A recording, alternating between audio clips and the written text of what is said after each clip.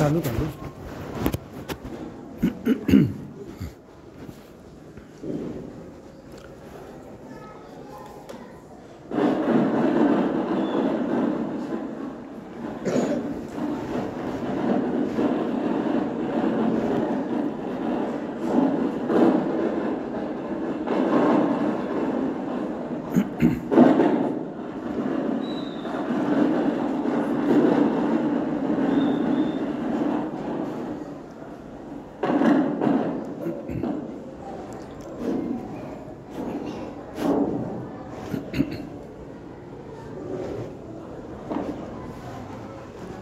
हो गया ना?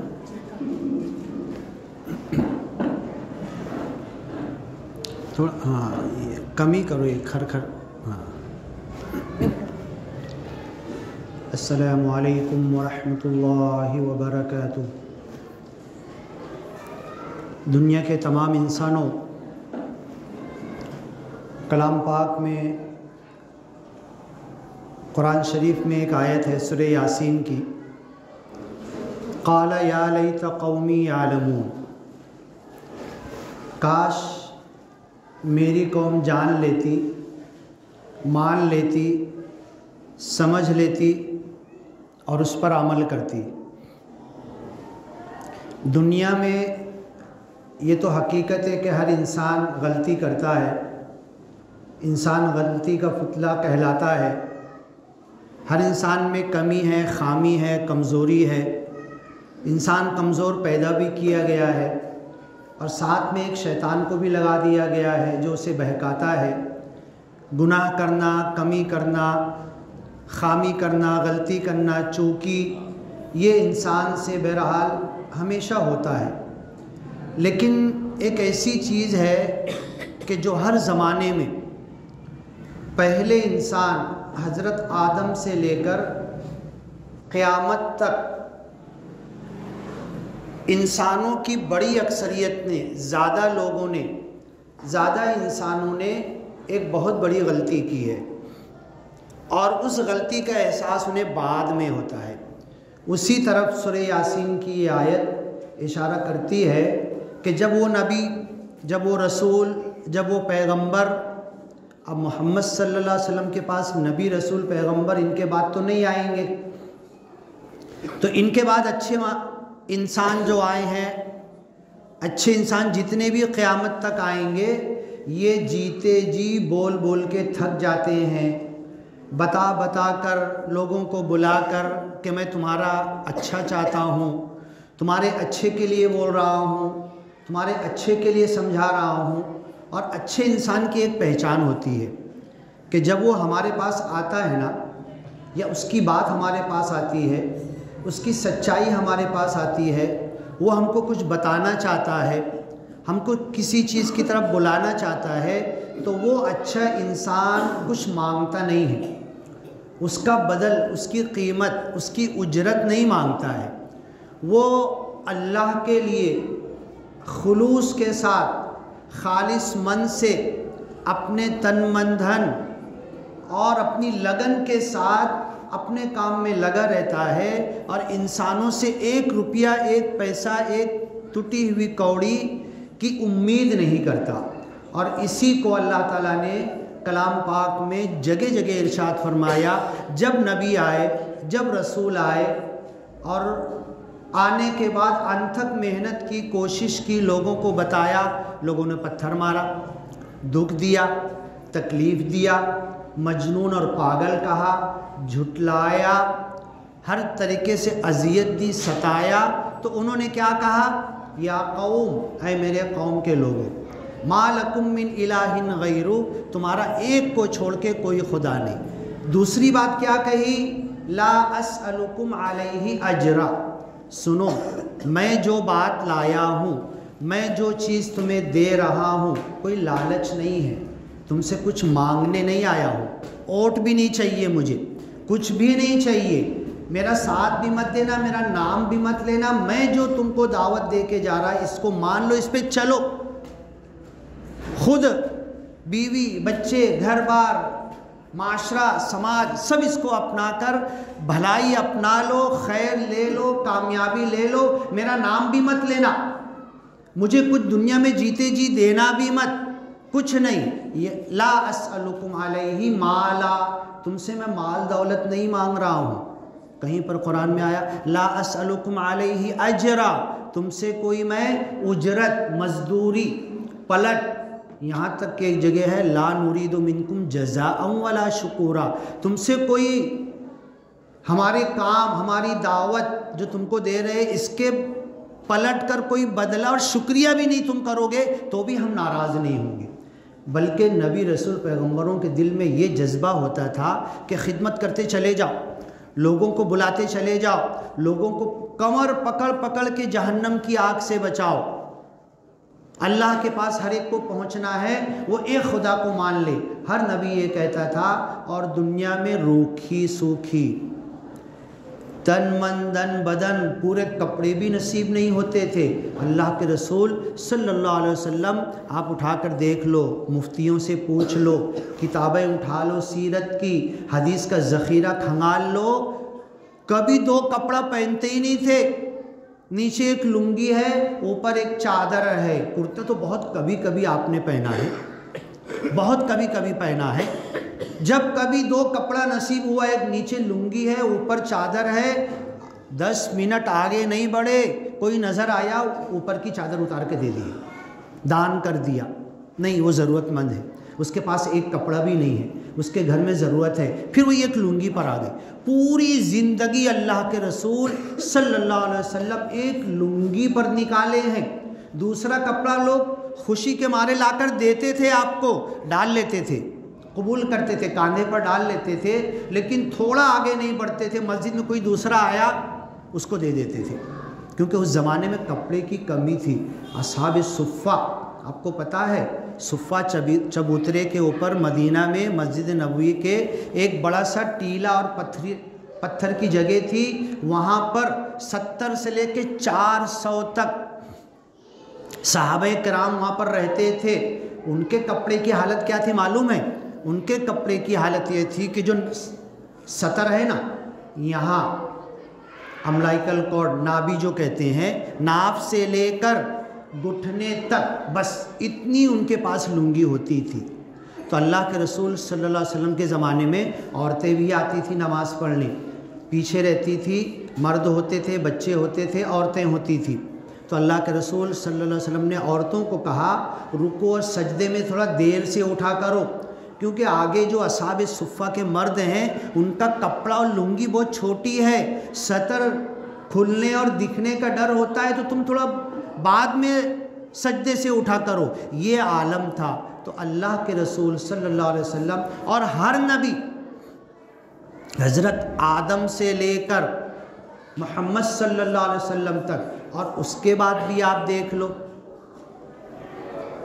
दुनिया में आज जितने अच्छे इंसान हैं, मौलाना कलीम सिद्दीकी साहब देख लो, खबरें उठाकर देख लो, बेचारे कहाँ पहुँचा दिए गए।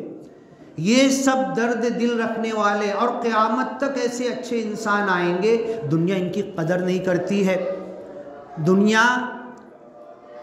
इनका एहतराम नहीं करती है, दुनिया इनकी आवाज़ पर लब्बैक नहीं कहती है। ये किस चीज़ की तरफ बुला रहे?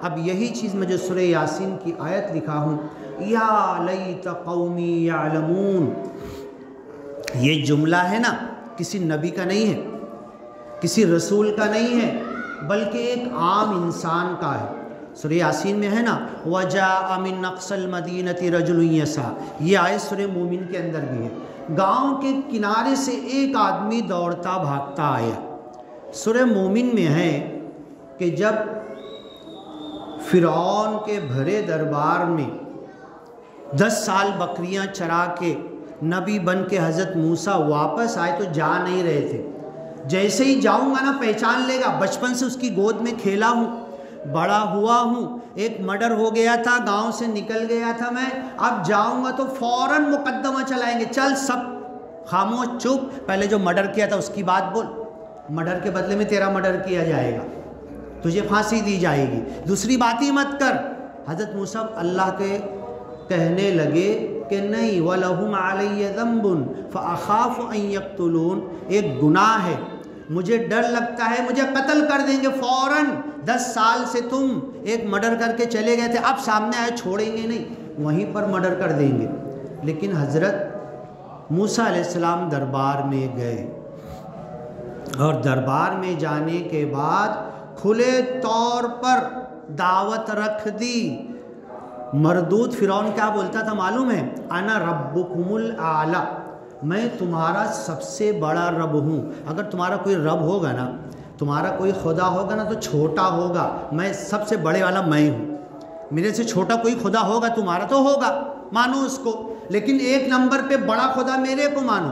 अना रब्बुकुमुल आला, उसी को अल्लाह ने कहा सुब्हाना रब्बियल आला, कि मेरा रब सबसे बुलंद है। बुर्ज खलीफा बनाया गया, मक्का में टावर बनाया गया, और सबसे ऊपर अल्लाहु अकबर, ये कुछ ऊंचा नहीं है, अल्लाह तो इससे बहुत ज़्यादा ऊंचा है। दुनिया की बड़ी से बड़ी बिल्डिंग कोई ऊंची नहीं। तो हज़रत मूसा फ़िरौन के दरबार में पहुंच गए।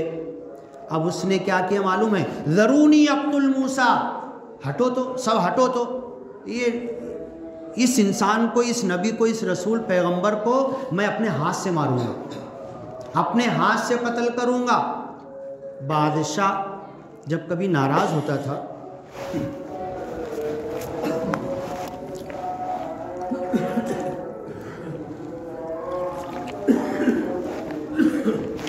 तो जल्लाद को हुक्म देता था, इसे मारो, इसे कत्ल कर दो।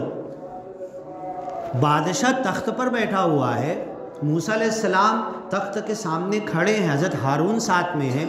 लाके आसा छोड़े, लाठी छोड़े, किसी और वक्त तो बताऊंगा, तो बोले तुम जादूगर हो और तुम फसाद बर्पा करना चाहते हो, ये जो पूरी कौम फ़िरौन की बादशाहत में आगे चल रही है, इसमें दरार डालना चाहते हो। ज़रूनी अब्दुल मूसा, ज़रा हटो, सर को बाजू हटो, इस मूसा को तो मैं मारूंगा, इसे मैं कत्ल करूंगा। अब ये बातें चल रही थी, और ये सूरह यासीन में भी बताऊंगा, ये बातें चल रही थी। तो हज़रत मूसा अलैहिस्सलाम के ऊपर एक आदमी गांव के किनारे ईमान ला चुका था, लेकिन हज़रत मूसा ने कहा था बोलना मत किसी को, बता दोगे कि मैं हज़रत मूसा का मानने वाला हूँ तो मेरे से पहले तेरा काम कर देंगे, चुपचाप मेरा साथ देते रहो, बोलना मत। जब उसको खबर लगी कि फ़िरौन बोल रहा है सब हटो, मैं इसे मारूंगा, तो फ़ौरन दौड़ता हुआ आया, कहा फ़िरौन इसे मारने से पहले मुझे मारना पड़ेगा, मैं उसके आगे आके खड़ा हूँ, मेरी लाश पे से गुजर के तू मूसा को मार पाएगा। और सुन, तेरी हिम्मत नहीं है मुझे मारने की।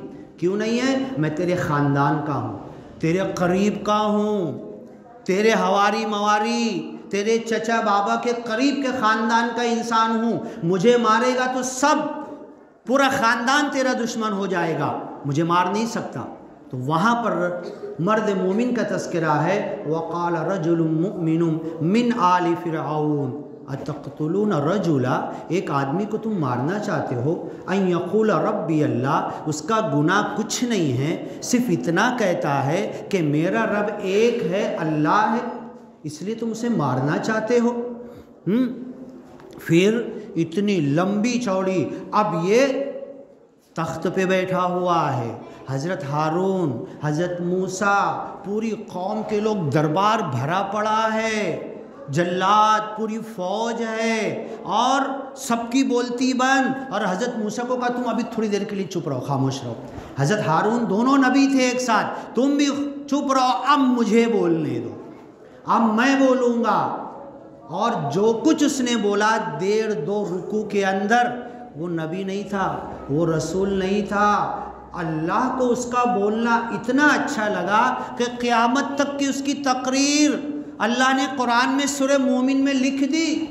उठाओ, वक़ाल रजुलुम मुमिनुम मिन आलि फ़िरऔन यहाँ से शुरू होती है और आखिर में जाके कहता है व उफ़व्विदु अम्री इलल्लाह। अब जो कुछ बोलना था भरे दरबार में, जालिम बादशाह के सामने, लटकती हुई तलवार के नीचे, जो कुछ मुझे बोलना था मैंने बोल दिया। व उफ़व्विदु अम्री इलल्लाह, अब मेरी जान, मेरा माल, मेरी बीवी बच्चे, मेरा घर बार, मेरी इज्जत आबरू, अल्लाह सब तेरे हाथ में है।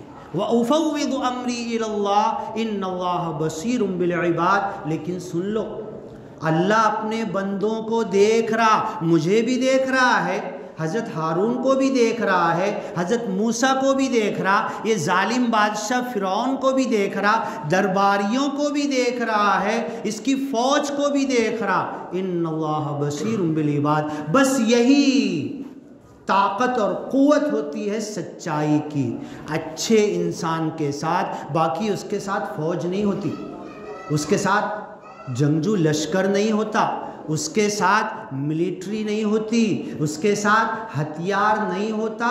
ये अल्लाह की मदद होती है। अल्लाह तू देख रहा है मैं क्या कह रहा हूँ और ये क्या कह रहे हैं, मैं किधर चल रहा हूँ और ये किधर कौम को खींच रहे हैं। ज़्यादा दूर नहीं, अभी 23 तारीख को दिल्ली हरियाणा पानीपत से मैं वापस आ रहा था रेलवे में। आप लोग सुनते हैं ना, मॉब लिंचिंग हो जाती है। आज थोड़ा तबीयत साथ नहीं दे रही है मेरी।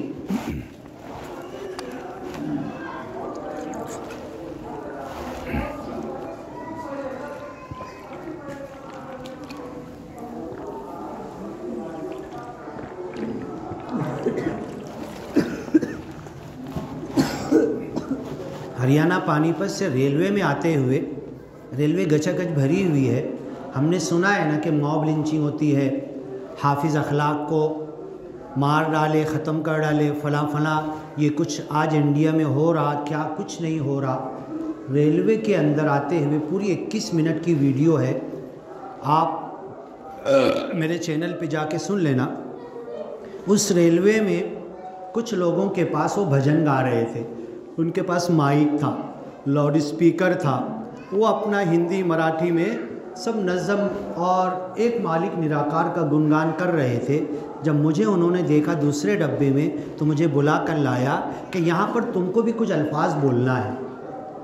माइक लेकर और पूरी डब्बा जाम, इधर से भी आने वाले, खाना बेचने वाले, पुलिस वाले, टीसी है, आर्मी वाले, सब पूरा डब्बा जाम। अब वहाँ पर मैंने बोलना शुरू किया। जब वहाँ पहुँचा तो एक जमात भी थी डब्बे में। बोले पहले डॉक्टर साहब नमाज़ पढ़ लेते। हम लोगों ने नमाज़ पढ़ी बाजमात रेलवे के अंदर। उसके बाद मैंने आया, माइक लिया, 21 मिनट पूरा सुनना आप लोग। नमाज का तज़किरा किया, हम लोगों ने अभी नमाज़ पढ़ा है और यहाँ पर मालिक का गुणगान करना है। आप लोग हिंदी में, मराठी में भजन गा रहे थे, मालिक का नाम ले रहे थे, उसी एक अल्लाह निराकार की तारीफ़ कर रहे थे और उसी एक खुदा के मैसेज के लिए पहले इंसान हज़रत आदम से लेकर वो अपने आप को निरंकारी बोलते हैं। तो मैंने कहा कि पहला निरंकारी कौन है? तो उन लोगों ने कहा कि जो बाबा निरंकारी, बाबा पहले निरंकारी है। मैंने कहा नहीं, पहला निरंकारी इंसान दुनिया में हज़रत आदम पैगंबर है। उन्होंने भी यही कहा था, ला इलाहा इल्लल्लाह। जैसे आप लोग कहते हो एक को जानो, एक को मानो, एक हो जाओ, हज़रत आदम भी यही कहते थे, ला इलाहा इल्लल्लाह, सिर्फ एक खुदा है। ये बात मैंने शुरू की। मोहम्मद सल्लल्लाहु अलैहि वसल्लम का ताइफ का वाक़या ज़िक्र किया और ताइफ के वाक़े के बाद फ़रिश्ता आकर कहता है, बोलो तो मैं ये पहाड़ गिराऊं, इन्होंने तुम्हारा खून निकाल लिया, जूते में खून भर गए, तुम्हें दुख तकलीफ़ दी, अभी पहाड़ गिराएंगे, ये गांव तबाह और बर्बाद हो जाएगा। तो अल्लाह के रसूल ने कहा कि नहीं, अगर ये नहीं तो इनकी कौम, इनकी औलाद मानेगी। और उन्हीं में से मोहम्मद इब्न कासिम उठकर आए और उन्होंने इंडिया में कदम रखा। सिंध के रास्ते से आए। सिंध के रास्ते से आने के बाद इस इंडिया में एक खुदा, कुर्सी ले लो ज़रा, इस इंडिया में एक खुदा का मैसेज और पैगाम उन्होंने फैलाया। क्या कहा उन्होंने? मोहम्मद इब्न कासिम, ये कर दो,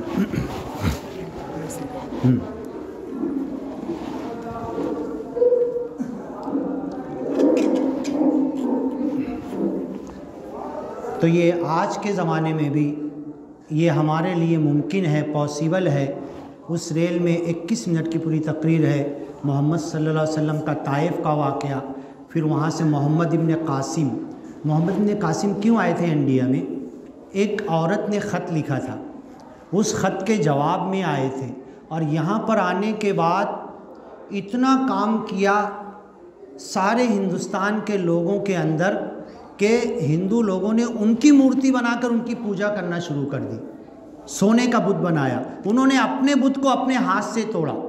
तो ये सब है इस दुनिया के अंदर। ये जो आयत मैंने लिखी है, या लैता कौमी यालमून, काश मेरी कौम जान लेती, पकड़ो इसको, देखो गिर रहा है, या लैता कौमी यालमून। तो दुनिया के हर अच्छे इंसान को ये कहना पड़ा कि काश मेरी कौम जान लेती, मान लेती। इस दुनिया से जाने के बाद, मौत के बाद उसे ये कहना पड़ा कि जीते जी मेरी कौम ने मेरा साथ नहीं दिया, नहीं माना, कबूल नहीं किया। और ये सूरह यासीन की जो आयत है ना, उसी वक्त 3 नबी भेजे गए थे। वदरिब लहुम मसलन अस्हाबल क़रिया, एक गांव की स्टोरी सुना दो। इद अरसलना इलैहिम, जब उस गांव की तरफ हमने एक आदमी को भेजा तो झुटलाया। मेरी तबीयत नहीं साथ दे रही, इंशाल्लाह फिर किसी वक्त बोलेंगे। व आखिर दावाना अल्हम्दुलिल्लाहि रब्बिल आलमीन।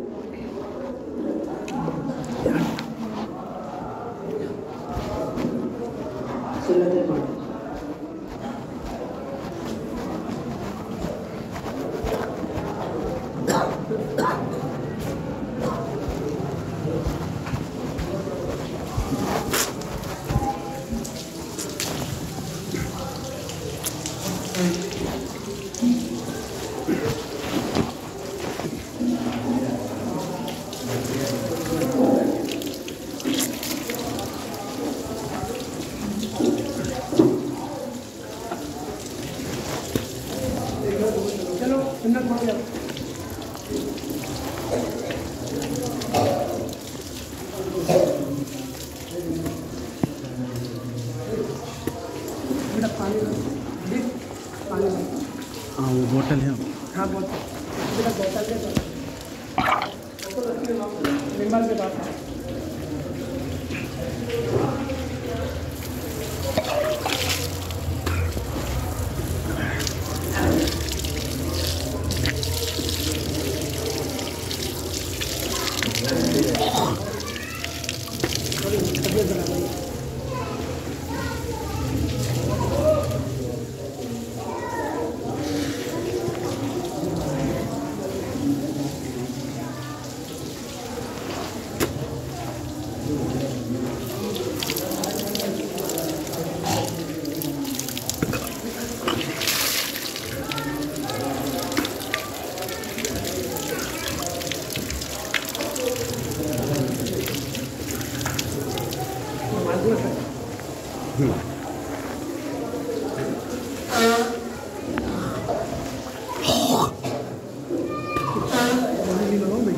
नहीं गोली है, मैं सुबह लिया था मैंने गोली। नहीं मेरी गोली कितनी है? नहीं गोली रहने दो। पानी लाए, बोतल लाए? हाँ अच्छा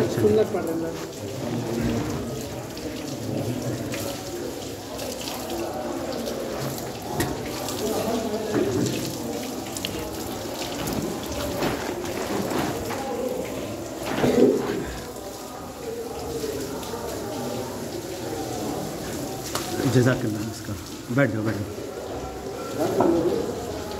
नहीं नमाज़ पढ़ लेंगे।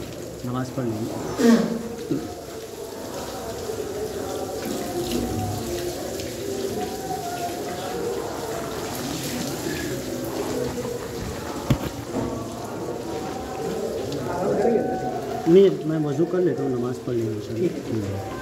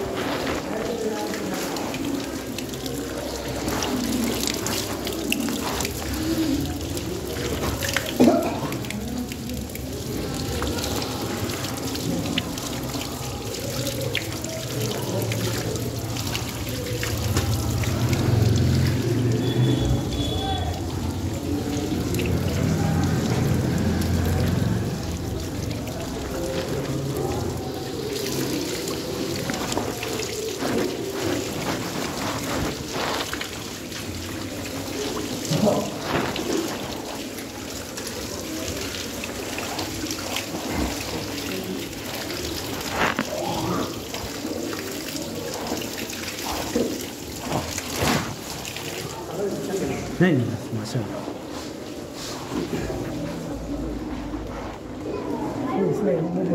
हाँ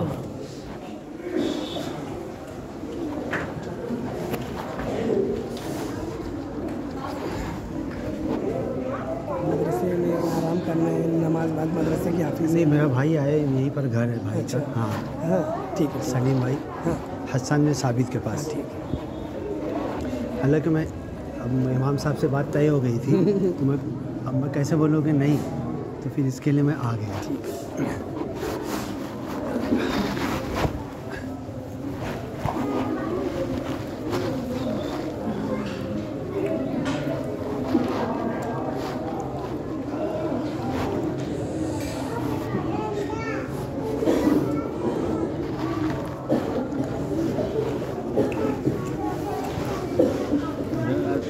आदत हो तो बताइए। नहीं अभी तो कुछ नहीं माशाल्लाह। बस दुआएं कीजिए सेहत। हाँ